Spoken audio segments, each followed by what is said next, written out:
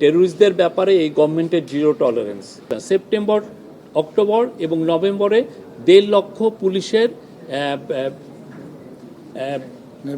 নির্বাচন বিষয়ে তাদেরকে ট্রেনিং দেওয়া হবে।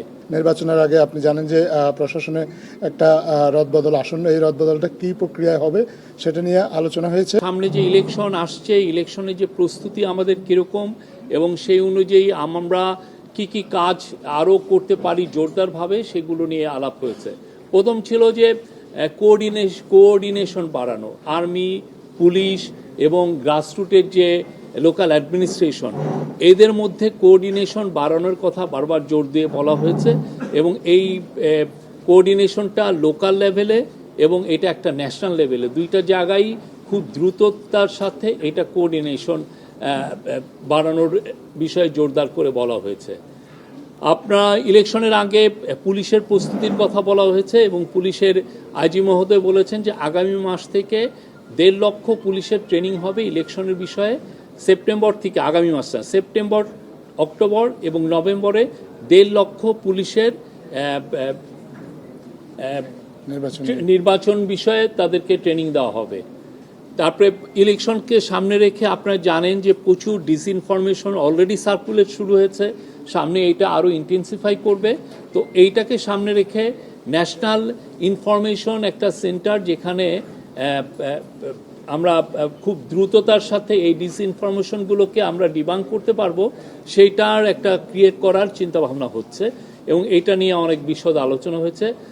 চিফ অ্যাডভাইজার আমাদের হোম মিনিস্ট্রি বা পুলিশের এখানে বা যে একটা সেন্ট্রাল কমান্ড স্ট্রাকচার কিছুদিন আগে করা হয়েছে আপনারা জানেন, সেখানে একটা মিডিয়া সেন্টার প্রতিষ্ঠা করার কথা বলেছেন, যাতে করে খুব দ্রুত এই আইন শৃঙ্খলা সংক্রান্ত যে কোনো ইনফরমেশন খুব দ্রুত কালেক্ট করা যায় এবং ওই দিনই ওই সময়ই এটা যাতে ডিসেমিনেট করা যায় এবং সেই জায়গায় প্রতিদিনই যাতে প্রেস কনফারেন্স করে আপনাদেরকে জানানো যায় যে কোথায় কি কিভাবে হচ্ছে, কোথাকার সিচুয়েশনটা কি, এই প্রত্যেকটা বিষয় এবং খুব দ্রুততার সাথে, এবং এইটার থেকে আপনারা যাতে প্রতিনিয়ত সব সময় যাতে ইনফরমেশন পান সেই বিষয়ে জোরদার করতে বলা হয়েছে। এবং এই বিষয়ে প্রফেসর ইউনূস বারবার বলেছেন যে এই পুলিশের যে কাজগুলো অনেক ক্ষেত্রেই মানুষের কাছে আসছে না, এই একটা ইনফরমেশন সেন্টার বা একটা মিডিয়া সেন্টার না থাকার কারণে। পুলিশ অনেক জায়গায় অনেক ভালো ভালো কাজ করছেন, অনেক জায়গায় ইন্টারভেনশন ওরা খুব দ্রুতই করছেন, কিন্তু দেখা যাচ্ছে যে এই বিষয়গুলো আমাদের অনেকের কাছেই জানা থাকছে না। সেই জন্য এই মিডিয়া সেন্টারটা এটা এইভাবে কাজ করবে। আজকে আলোচনার মধ্যে আরেকটা গুরুত্বপূর্ণ বিষয় ছিল, উনি আইন শৃঙ্খলা রক্ষাকারী বাহিনীকে হটস্পটগুলো নির্বাচনের আগে যে জায়গাগুলোতে সমস্যা হতে পারে বলে আইন শৃঙ্খলা রক্ষাকারী বাহিনী মনে করে, সেই স্পটগুলোকে দ্রুত আইডেন্টিফাই করার কথা বলেছেন এবং সেখানে কী ধরনের আইন শৃঙ্খলা রক্ষার জন্য বাড়তি ব্যবস্থা প্রয়োজন হতে পারে সেগুলো সম্পর্কেও রিকমেন্ডেশনের জন্য উনি তাদেরকে একটা নির্দেশনা দিয়েছেন। বিভিন্ন জেলা পর্যায়ে আইন শৃঙ্খলা রক্ষাকারী বাহিনী কোঅর্ডিনেশনের মাধ্যমে একটা সিচুয়েশন রিপোর্ট যেন কেন্দ্রীয়ভাবে পাঠানো হয়, যাতে করে সরকারের ঊর্ধ্বতন দায়িত্বশীল যারা আছেন ওনারা যাতে বুঝতে পারেন যে একটা গ্রাউন্ড লেভেলের সিচুয়েশনটা কী এবং সেই অনুযায়ী যাতে পদক্ষেপ নিতে পারেন। এই জন্য সিচুয়েশন রিপোর্ট কেন্দ্রে পাঠানোর জন্য আইন শৃঙ্খলা রক্ষাকারী বাহিনী যারা যেসব বাহিনী আছেন সবাইকে উনি একটা নির্দেশনা দিয়েছেন। আজকে প্রশাসনের রদবদল নিয়েও আলোচনা হয়েছে।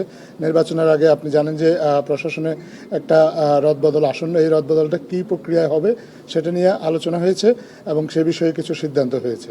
আজকে US ambassador, US charge affairs Tessy and Jacobson আজকে প্রফেসর ইউনূসের সাথে কল অন করেছেন।